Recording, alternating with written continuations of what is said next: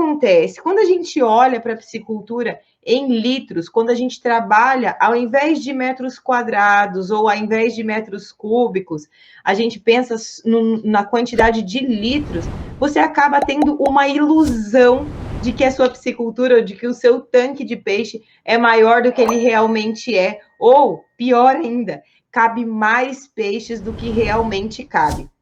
E por que eu estou falando isso? Porque volta e meia aparece alguma pessoa dizendo que eu tenho um tanque de tantos mil litros, mas que não pretende trabalhar com sistema intensivo.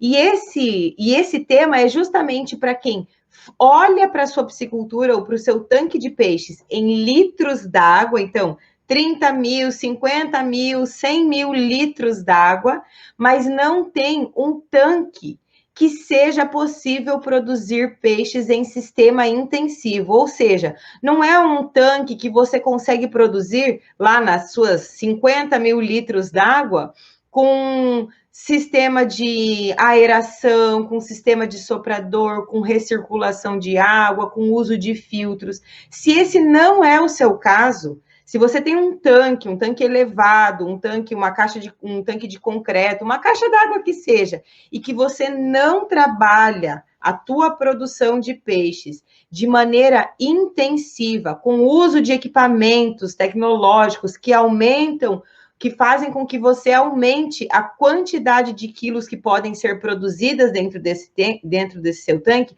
você tem que parar agora de olhar para o seu tanque e falar, o meu tanque tem tantos litros d'água. Você tem que parar de olhar de pensar que o volume d'água é o que vai te ajudar a colocar quantidade de peixes dentro do seu tanque.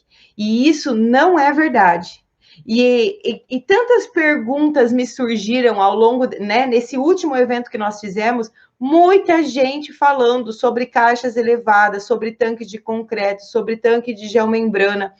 E é possível produzir peixe ali? É possível. O que não é possível é produzir em grande quantidade quando você não produz com sistema intensivo, uso de filtro, recirculação, soprador, aeração, backup de energia elétrica, um gerador de energia elétrica, porque aí sim você consegue produzir um maior volume de peixes, mas aí você é 100% dependente da energia elétrica. A produção desse tipo de sistemas é muito alto, né? Muito mais alto do que quando a gente compara com os sistemas tradicionais. Então, se você tem um tanque, uma caixa de concreto, de qualquer tipo de material que seja, de fibra cimento, independente do material, para e não trabalha com sistema intensivo, só vai trabalhar com renovação de água, pouca renovação de água, ou às vezes com nada de renovação de água,